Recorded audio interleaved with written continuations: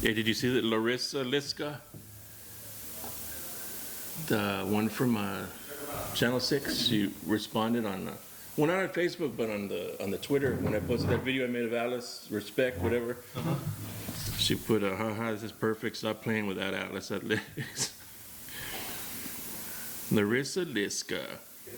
Okay, hey, right there. Well, I mean, Ashley Gonzalez from 3 Sports Blitz never responded, so maybe Larissa Liska. Yeah. Oh, yeah, for sure.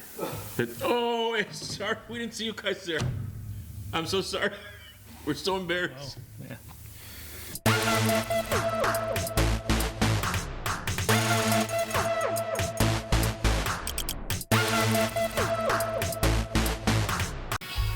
All right, guys, welcome to episode 29.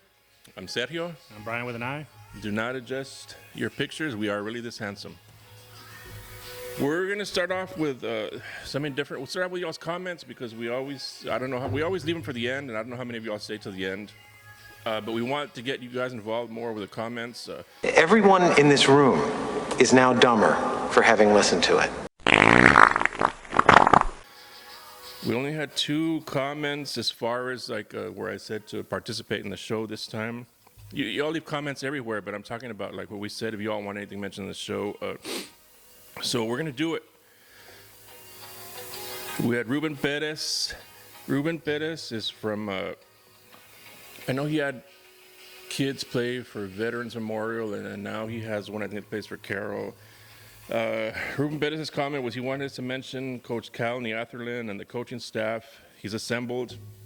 I know he's the one that got a few coaches away from vets, right? Yeah, I think 2 or 3 coaches, assistant coaches that went over to Carroll. That's why you wanted us to mention it, dude. Yeah. He says the team is almost identical to last year's team, but the results are way different. I mean, I gotta stop you on that. Like I put it on the comments also. It's the same team as last year with different results, but it's also a year more experience. Mm-hmm. I can tell you, as someone that didn't start varsity to my senior year, I wish I would have had that extra year experience. Experience matters, man. This guy's been started on varsity when he was in like the 5th grade, all state. So he'll say his experience matters. I mean, it's not as simple as saying the coach has done great things, but to say it's the same team as last year is not true, man. The kids are a year older, a year more experience. But I understand what you're saying, man. A good off-season program too will make a difference. Yeah, it does, man. So the coach has done good things, man. But it's just not. I should also mention the Tigers senior class. Those dudes can ball. Yeah, man. I mean, you guys are. One of the takes we're going to talk about is the Carroll's chances to get in the playoffs. So I won't get too much into it right now. Just read off the comments to start off. Frank Santana, my ex-teammate, class of '92, number 22 for the Coyotes, 1991. Frank Santana says, totally agree. Just been reading how Calallen had a bad night, sloppy, etc. Alice has yet to give an excuse as if our quarterback was 100% or holding from Calallen, etc. It's true, man. I mean, you all need to just, like, from Calallen. It's not all the Calallen fans. You shouldn't all get offended when you see me going after a Calallen fan in the comment section. If I go after a Calallen fan in the comment section, I'm going after that one particular Calallen fan, not the entire fan base. Not all of you are the same. Some of you are. We have friends that have kids that play in Calallen. It's not all of you, man. But if you come after me, or I'm gonna go come after you. It is what it is. But I mean, you got to be honest, man. Calallen fans were kind of scared at the end, man. You saw the product on the field, quarter. man. I mean, you could see Alice has a lot of talent this season. You're judging them based on some early season loss to vets, and it is what it is. It was early season, new quarterback. He was injured at that time. It's different now, man. Alice has a lot of talent. You all saw it on the field. There's no need for excuses. And just because Cuero put up 8 against y'all doesn't mean like another team's going to put up way more than 8. Yeah, a lot of people thought because Cuero only put up 8 that there's no way Alice was even going to score. First of all, Alice is better than Cuero this year. That is my opinion. And you saw it. You saw it on the field the other day, man. Alice got it probably. Is this what it is, man? Let me finish reading this guy's comment. Alice is that good and only going to get better. Alice is proven every week. As CC Caller Sports report says, Alice quarterback is getting very comfortable back there, and it's only going to get better. Facts, man. He's been getting better every week, facing better competition this week, and he still threw for, I think, 329 yards and 3 touchdowns. He says, but don't get me wrong, Calallen has a playmaker at quarterback too. Yeah, Bryce Burnett, man. We just Stud. finished. Yeah, we just finished recording an episode with K99 Big Frank. This will be aired tomorrow morning. Friday. Well, what are we right now? Wednesday? This morning. I forget we don't do this live, man. This should be out probably Thursday. Friday morning, the episode will air, and we talk in the episode about Bryce Burnett and what a beast he was in that game, and he just is an overall player. So, yeah, we give props to Calallen, man. It is what it is, man. Don't take everything so personal when we go after you on the comments. Me, I'm not trying to put him in on it. It's me, not him. Yeah. But it's all in good fun, man. Yeah, but we thank Ruben Perez and Frank Santana for commenting. Those are really the only two that participated. I haven't gone back on it. Have you gone back on the thing? I don't know, man. Those are the only two participated, but yeah, we wish more of you participated. That's what we're going to put in the beginning of the video this year, this episode, though. Hopefully encourage you guys to participate more. Oh, Rod King Sr. had a comment about the one-sided penalties. Yeah. His kid, I think he plays for. You want to read his comment? Yeah. I think so he has someone that plays for Carroll, I think. So we had Rod King Sr. say one-sided penalties. He said, no disrespect to anyone's profession, and I'm not the type. And I'm the type to make no excuses or blame anyone for how the game is officiated, but this last game was one-sided penalty calls. All we ask for is to respect these young athletes of South Texas. They work hard and skill set. As a city, we have to do better on representing these young men down here. He's talking about Carroll versus Vets. Yeah, I think so. Yeah, there was He's a Carroll fan, so he's referring to one-sided in favor of Vets. I didn't know it was going to be aired on YouTube, and I did catch Carroll with a long pass late in the fourth quarter to tie the game, and got called back, for a penalty that people were questioning about. But I mean, it is what it is. We saw it Friday with Calallen and Alice. I think it was just not that it was one-sided. I think they both had the same amount of penalties. A lot of holding. But I mean, refs are human.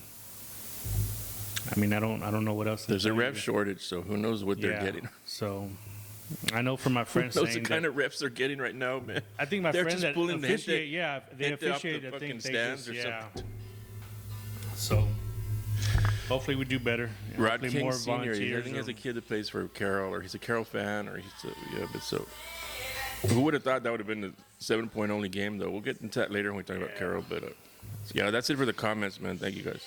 But this next segment will be and we just got the top leaders from every category for the area stat leaders. I reign supreme and I'm notorious. I'll crush you like a jelly bean. I'm bad. Top three from each category. Everyone's together, not 5A, 4A, and then 3A, 2A. It's just everyone's together. Okay. The number one running back in South Texas right now, Elijah Huff from West Oso. He has 223 carries with over 2,041 yards and 27 TDs. Get that like button, AC Williams. Stud. And I think he has 96 yards to go to pass DeAndre Fillmore for West Oso all-time season. And he still has, 3 games left? Let's playoffs so they get in. Is it 2 games only? Yeah, 2 games. They might be one of those teams that has only 2. Yeah. So I think I read somewhere in the color, or I think somebody shared something where I read DeAndre did it regular season and then 2 postseason games. So this kid's going to do it in just the regular season. So hats off to this guy. So Rene Martinez, I shared a video of footage of this kid for foul. 176 carries for 1,284 yards and 9 TDs. Stud running back. He's good. If you need to, you can check him out on our page. We have a video of him. He follows the page too. He comments. Stud running back. I mean, he can run over you, run around you, everything. So we want more players like him following the page and commenting. Yeah, just send us videos and we'll share it, man. Get involved. Andrew Christensen, we've mentioned him before. Fremont, 153 yards attempts for 1,236 yards, 14 TDs. Another good, talented back there. Yeah, I filmed him against in Bembolt. Saw him live against Bembolt. He's a really damn good player. I just haven't made that video yet. I'll put it out eventually, dude. The top 3 passing leaders next. JJ Acosta, of course, from Taft. We're getting sick of seeing you here every week, dude. We're just joking, but you're here. You're still the front runner probably for the whole Gridiron Demigod award we're going to give at the end of the year. He has 2,498 yards passing and 23 touchdowns to only 3 interceptions. That's not even. He has a bunch of yards rushing also, man. Oh, yeah. But yeah, that's just passing. Number 2 in passing right now, statistically, is A. Jacobson from Ingleside. He has 1,773 yards passing, 25 touchdowns to only 3 interceptions. We know he has a family member that participates also because someone sent us something of him a while back, maybe last week or 2 weeks ago. Yeah. So, yeah, those of you that participate, we thank you guys. The number 3 passer in the area is Cutter Stewart from Alice. Say nothing, dude. He has 1,718 yards, 20 touchdowns, 3 interceptions. Also, I know he's only, what was it? I think he's like 120 yards. Yay! His wife's here. What did you bring us to eat? We're so hungry. Where's the banana pudding? Cutter Stewart is, I think, 120. Yeah, we're so disappointing. After everything your husband's done all day. Cutter Stewart's 120 yards, shy of 10,000 yards for his career. I want to get it right, dude. I forgot what the fuck is that. I have Jean-Claude Van Damme as my wallpaper. Yeah, Cutter Stewart is 120 yards from reaching 10,000 for his career, and he's 2 TDs away from 100 passing TDs for his career. Who does Alice play? Hidalgo next, so he'll get that like in the first 5 minutes of the game.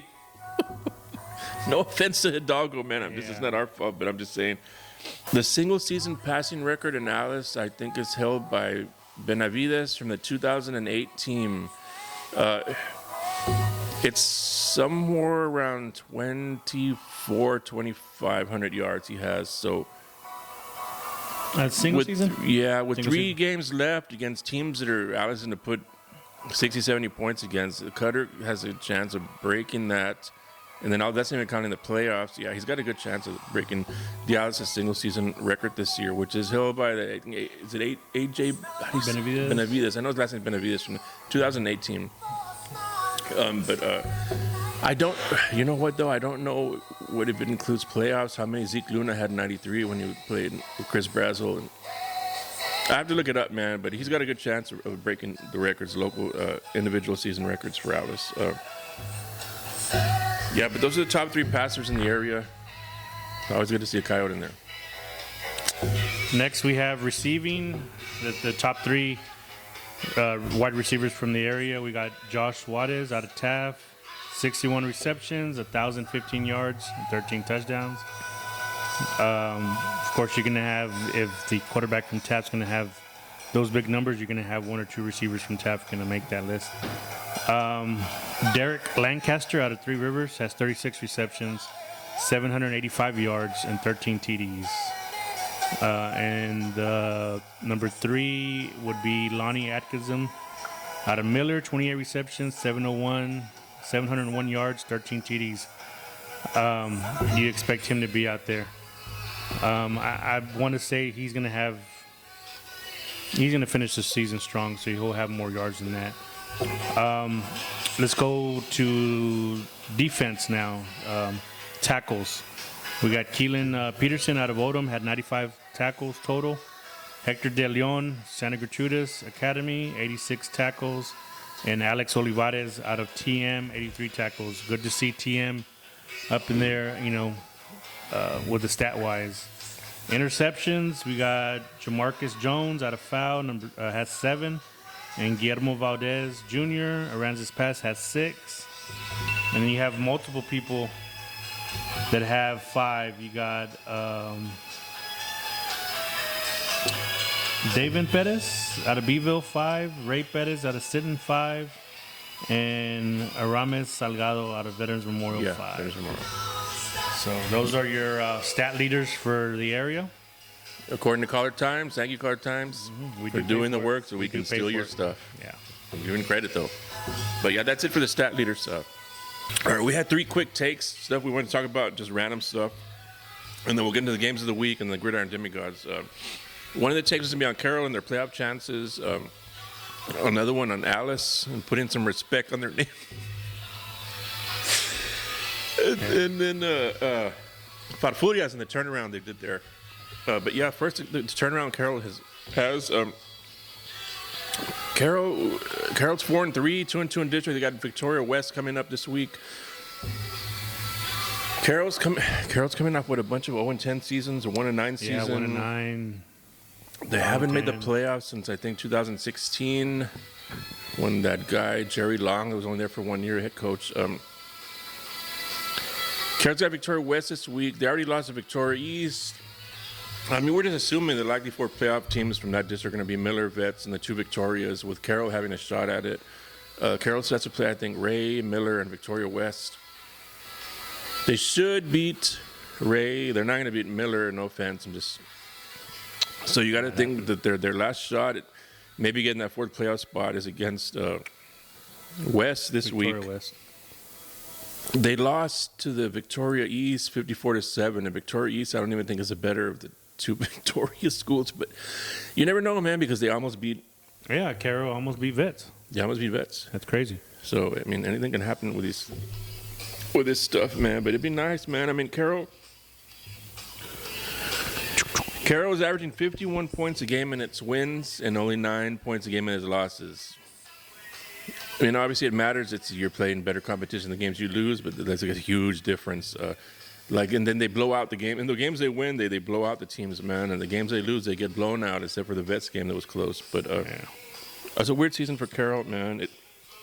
Carroll, just to mention some of their players that are in the Collar Time stat leaders this week is they got 1, 2, 3. They got 4 players in the Collar Time stat leaders. You got Leroy Rodriguez, the running back. You had mentioned him early in the preseason. You know, this might be one of the best running backs in South Texas. Yeah, he sent us his highlights, and he looked real good. 77 carries for 652 yards rushing and 13 TDs. So, been a workhorse for Carroll. Benny Hernandez, he's a quarterback. He's thrown for over 1,400 yards, 12 TDs with 5 interceptions. J.J. Hayward, he has 3 interceptions on defense, and Jesus Salinas has 3 interceptions as well. So, yeah, for Carroll, trying to fight for that 4th spot, I mean, these the bright spots for Carroll. And we're not saying these are the only players. I mean, of course, you got to give credit to your offensive line, defensive line, the coaches, and all that. Good senior class. A good turnaround for Carroll. I love to see a turnaround just like that.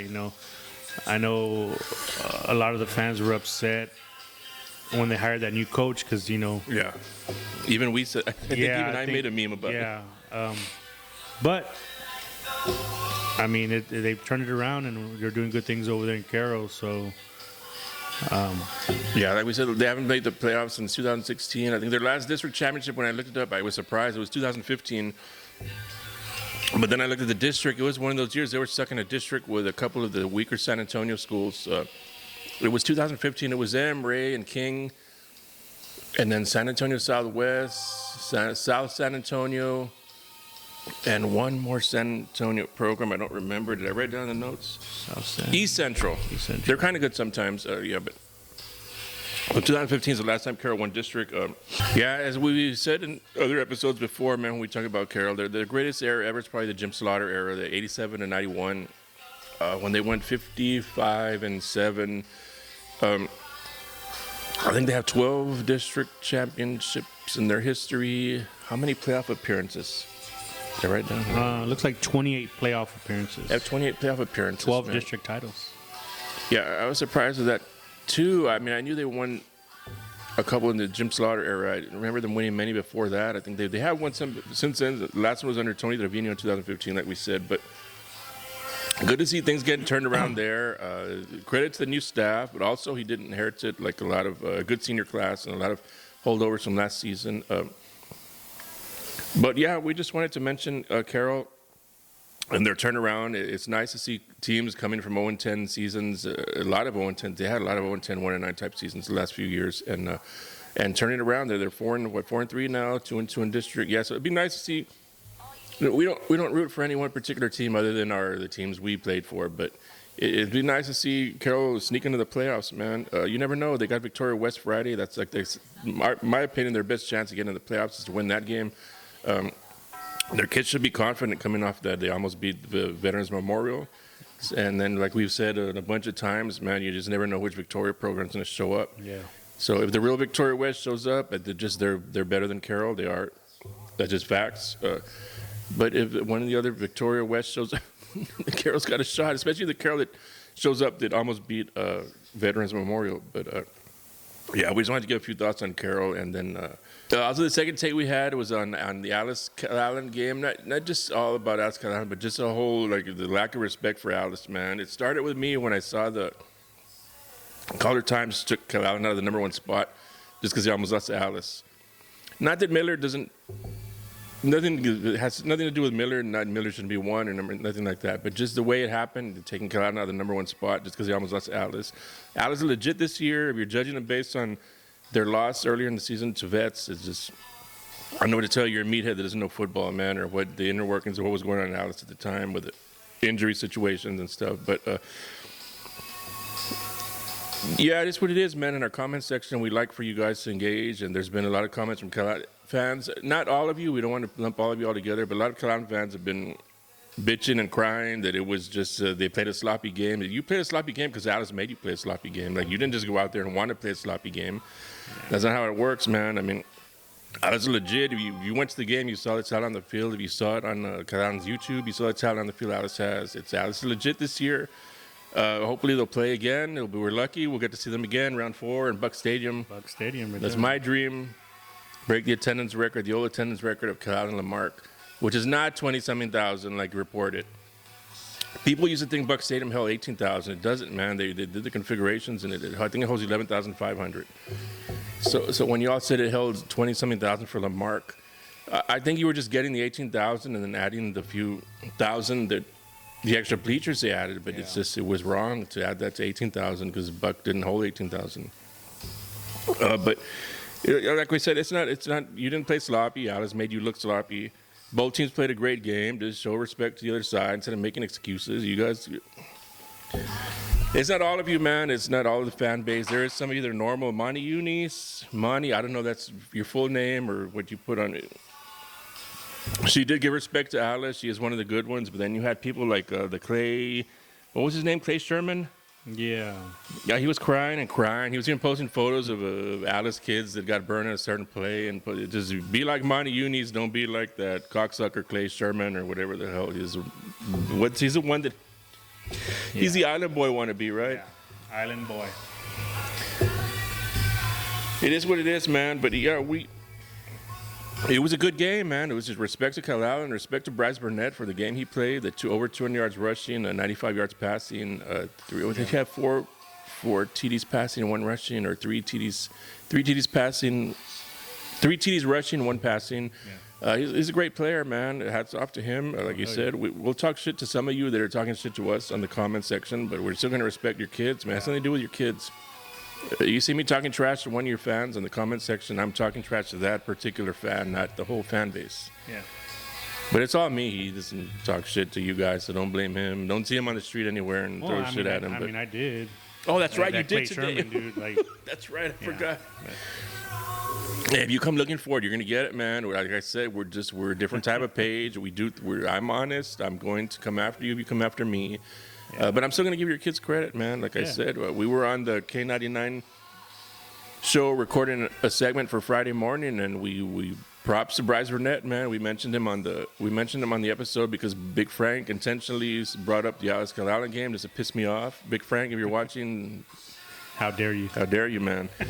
But yeah, man, it was a good game between two programs. We're lucky we'll get to see them again in round 4. It was good for South Texas if something like that happens, always, but it was a great game, man. There's no need to make excuses. One of the best games I've seen all season. Yeah, no need to make excuses that you were sloppy just because you all predicted to win 50-14 on average, most of your fans, and then it wasn't like that. It came down to the last play of the game, but it is what it is, man. Respect Alice, man, because Alice is legit.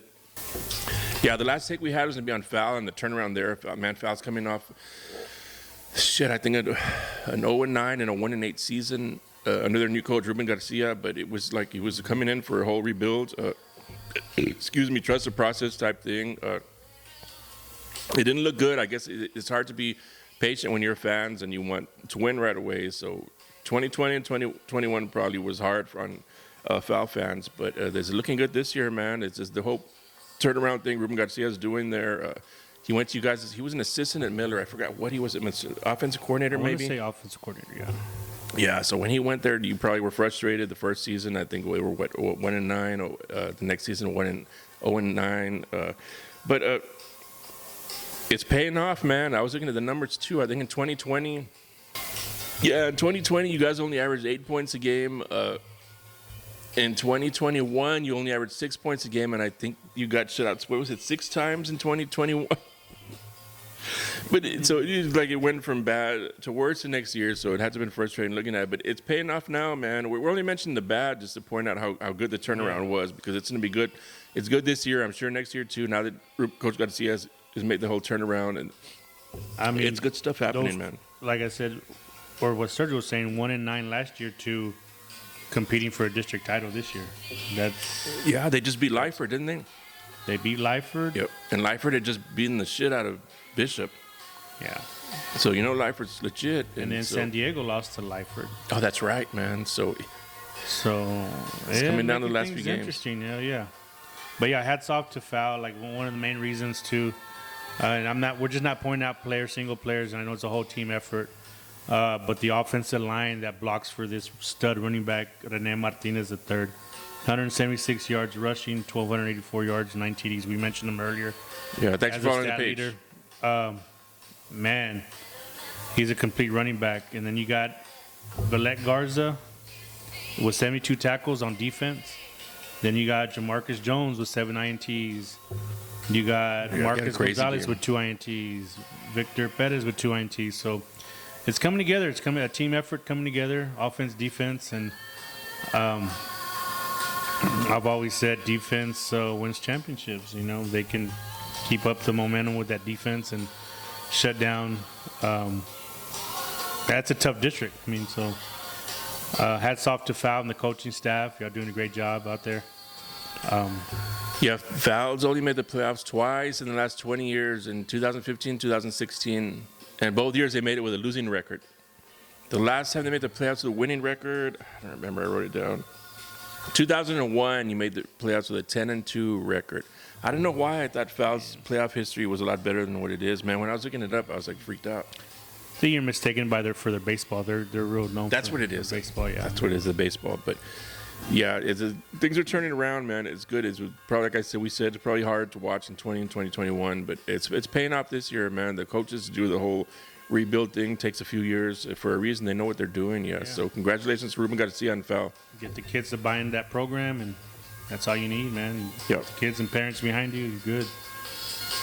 Yeah, so good things. Hope to see you in the play. We will see you in the playoffs this season. We'll see what goes on. Maybe you can win district, man. It's been a while. I guess what it's been 2001 was the last time you won district. So 21 years ago. We'll see what happens this season. Good luck to Coach Ruben Garcia and Foul. All right, this next segment is Gridiron Demigods. I am God. We do this weekly to recognize the players that have Madden type numbers.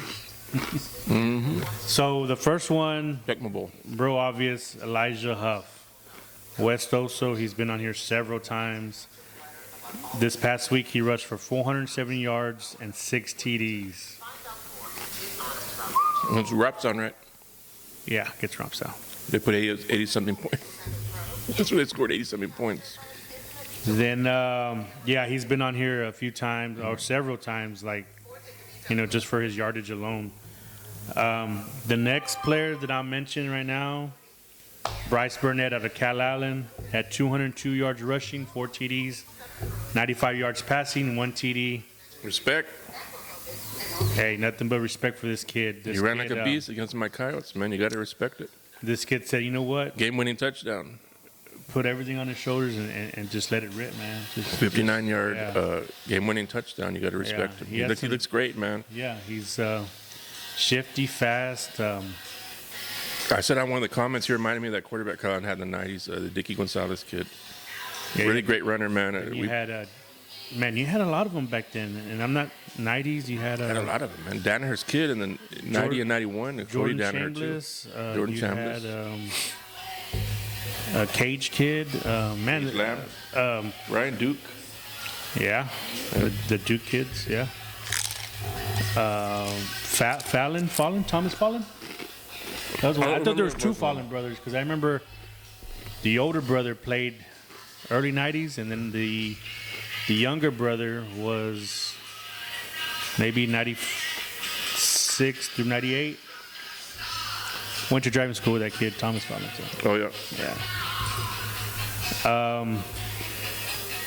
So, yeah, Bryce Burnett, man, demigod, like, hands down, that was a good game effort right there. Your first time on it, and you have to do it against my Coyotes, man. Come on.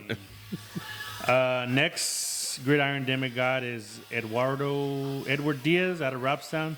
Had 256 yards rushing, 3 TDs.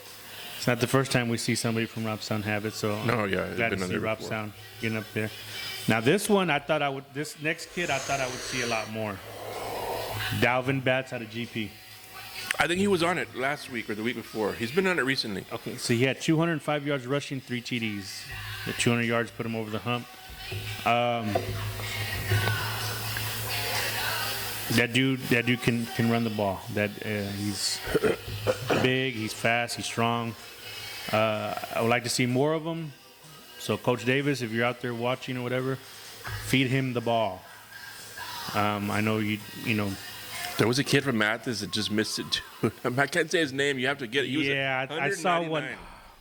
Yeah, I think it was Mathis. I might be wrong. He had 199 yards. I You got did to get see 200. that. I do say it, but yeah, Dalvin Batts out of GP. I think he's been on a few times. Ace Navarijo out of London. He had 259 passing, 5 TDs. Yeah, I had the 5 touchdowns. So, yeah, he let it air out that time. He has great receivers too. And of course, the last one that it seems like he's on there every week. Oh, yeah. JJ Acosta out of Taft. Had 385 yards passing, 4 TDs, 180 yards rushing, and 1 TD. Gridiron Demigod of the Year front runner. Yeah. Him and then the Wesoso kid, Elijah Yeah. Huff. So, yeah, those are our Gridiron Demigods for this week. A lot more than we had last week. I think last week. Yeah, last week we only had 2 or 3. We only a couple, man. But yeah, hell yeah. Like, We had 1, 2, 3, 4, 5, 6 this week. It hurt that the Calallen kid made it against my Coyotes, but it's still his respect, man. After watching him play, he plays hard, Bryce Burnett. oh yeah.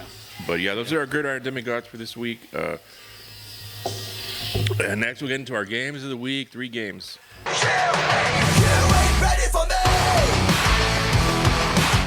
All right, now we we're go. getting into the games of the week. You want to go ahead and. You can start. Vets and Miller. All right, let's go. Vets and Miller for one of the game of the week. It's going to be played on Thursday. It's going to be streamed on TV, KRIS. I think so. That has to be the only. That's the only reason it would be on a Thursday.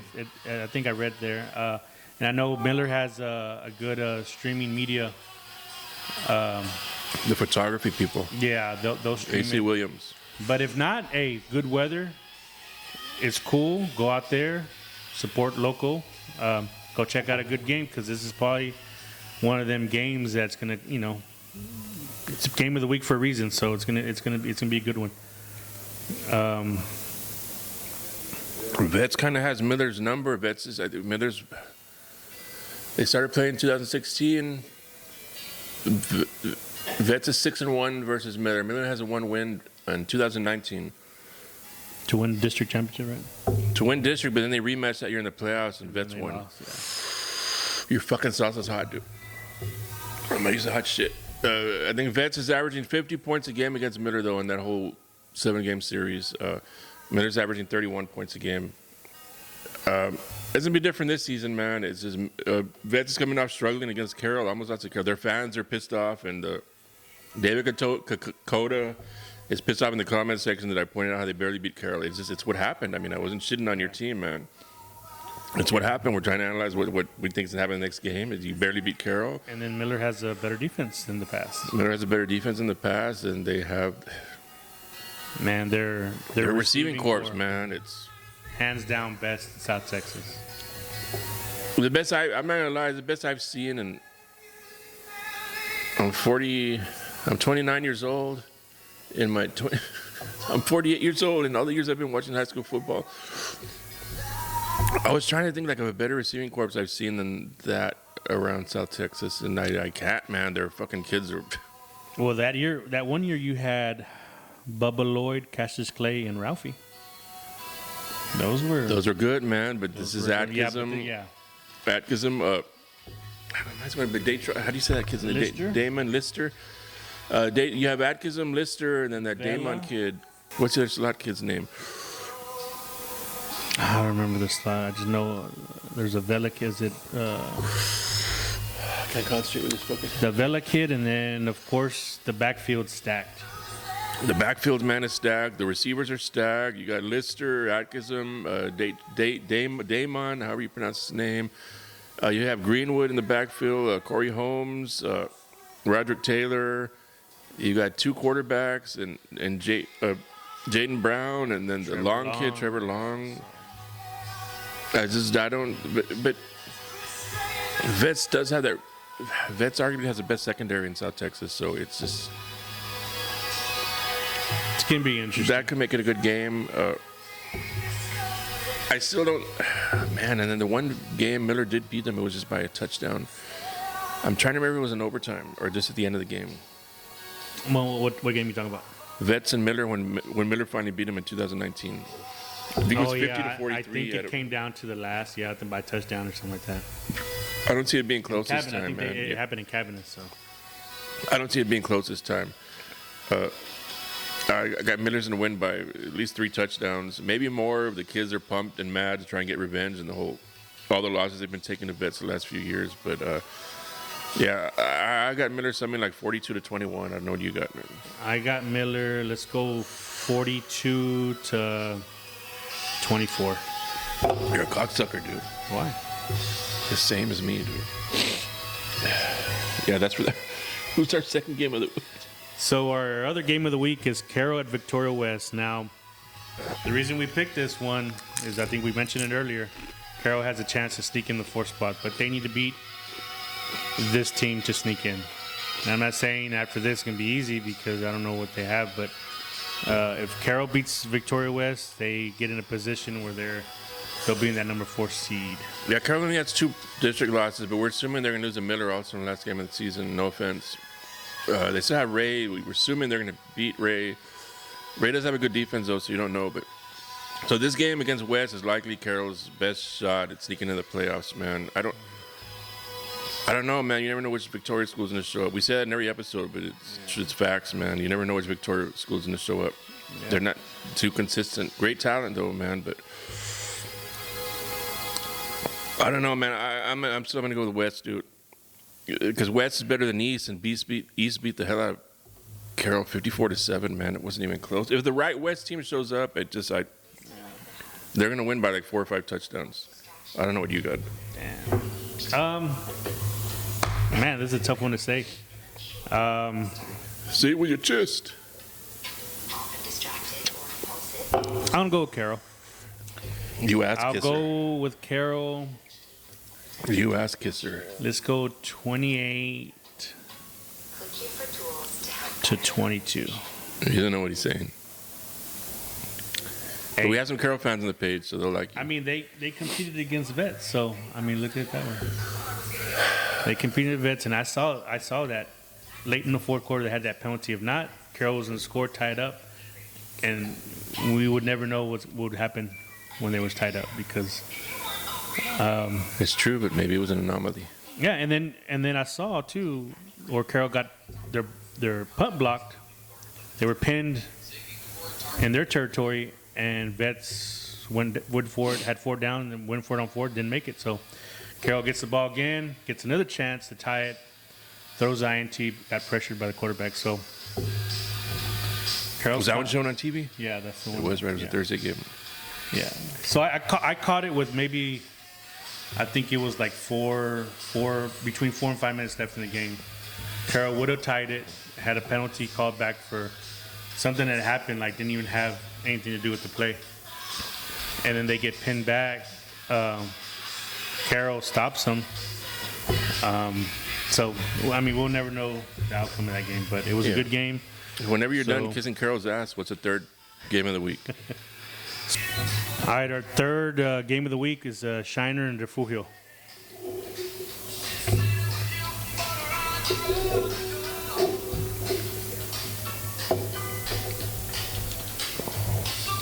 Refugio's coming off that big loss to Shiner last season's playoff game, 55-14. I mean, you got to wonder how things work like that in kids' heads. You know, if it's still in the Refugio players' heads, if that doesn't have be in their heads going into this game. Who knows? And especially since they're a young team, according to their fans. But now they just have to deal with one Brooks brother, not Yeah, two. there's one Brooks brother, not two Brooks brothers that you didn't want to tackle last season. We were there, we saw it. You all didn't want to tackle them. We're all moved out of the way for them. It was unexpected for the Refugio team, man. The Refugio that I know, that I hear about, that their fans talk about and brag about on the page all the time. Josh Pettis. I'm sure the coach showed That's that like 2-8. video over and over and over. That's not like Refugio. Yeah, you know, both teams lost in week 1 to bigger programs, but they've both been beating the hell out of everyone since then. Except Shiner had one close game against Poth that they barely won, like 25-23, something like that. But other than that, they're beating the hell out of everybody. The Fuyo's beating the hell out of everybody. Even Edna, I don't know how that happened, man. Someone from the Fuyo comment, yeah, I think Edna's better than you this year, but props to you, man. You found a way to win and win big. You won by 18 points against Edna, and Edna's killing everybody. I don't know how that happened, but so maybe the Fuyo's just growing. Like I said, they were a young team, so maybe you're getting better and better every week since that first loss of this season. But it's in the Fuyo, right? It's in Refugio, yeah. Well, I think there should be so much pressure on either team going into it, because I think they both, like, not to look far ahead, but we both know they're going to meet each other in the playoffs again. There's just no competition in the region for them. So they're going to end up meeting each other in the playoffs again, round 4, whatever round it is. But that should take some of the pressure out playing each other right now. I don't think it's going to be that big. Well, that's bullshit. It is going to be a big deal, I'm sure, to the kids. Especially the Fuyo's kids coming out of that big loss, man. But Yeah, I got something to prove over there. yeah, the Fuyo's coming off a bye week. The week before that, they beat the hell out of Skidmore-Tynan 60-0. Shiner's coming off playing that same Skidmore-Tynan team last week. They won 49-0. I don't think any of that matters, man. These two teams, they're a recent rival. They're both going to play their best A game against each other. Well, not last year in the playoffs, if we gave it their F game, but it is what it is, man. It's a new season. Maybe being young, if we feel like they're young, it's just, you know, kids don't understand. They don't put that pressure on themselves yet, man. So maybe it'll work out in their favor this time. But it should be a good game, man. If any of y'all go to the game, send us photos, videos. Yeah. Me, I don't know what to predict, man. If the Fuyo team that showed up to beat the hell out of Edna shows up for this game, I got Fuyo winning big, man, like 42-21. There you happy, Josh Pettis? I got you beating the hell out of Shiner, 42-21. We'll see what he says. Hopefully he doesn't fuck it up. I have it closer than that. I have it more 28-24. It'd be a nicer game to And watch. Refugio. I got As a it for fan, as an outsider fan, that'd be a better game to watch. But as a Fuyo fan, you don't want to beat the hell out of them to get revenge for last season. If it's a close game, it's a tough one, man, because if you all play each other again in the playoffs, to me, the team that has the close loss always has the revenge factor in the playoffs. Like with Alice and Calallen, if you meet again, Alice got the revenge factor, man. Yep, and also one of the comments was talk about Edna and Goliath. Oh, yeah, someone wanted to talk about Edna and Goliath. They have a common opponent, man, I think in Vanderbilt Industrial. Goliad, I think, barely lost to Vanderbilt Industrial, and Edna beat the living shit out of Vanderbilt Industrial. I think like 49-0. So And London is in that district, correct? yeah, that's a really good district, man. You can't always go by this team beat that team, and we beat them by more, and yada yada. But it doesn't look good for Goliad, man. We did want to mention it though, because a fan took the time to. I think it was a Goliad. Was it a Goliad fan? I don't even know if he was an Edna or Goliad fan. Why am I assuming Goliad? I don't know. A fan from one of the teams come took the across time it. to mention it. So I'm going to mention it.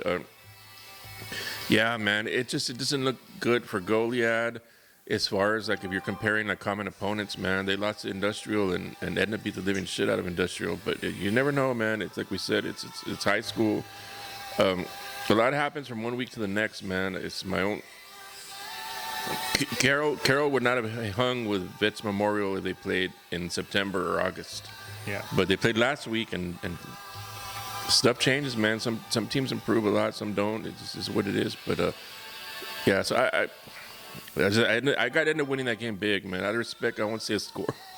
Yeah, I won't say a thank score. you to you. I Yeah, got thank Edna you to the too, guy but for even responding. Yeah, we're man. going to mention that, yeah. Edna's just... They're in their good level football this right year, now, man. yeah. They're really, really good, man. They got a shot at going all the way this season in 3A.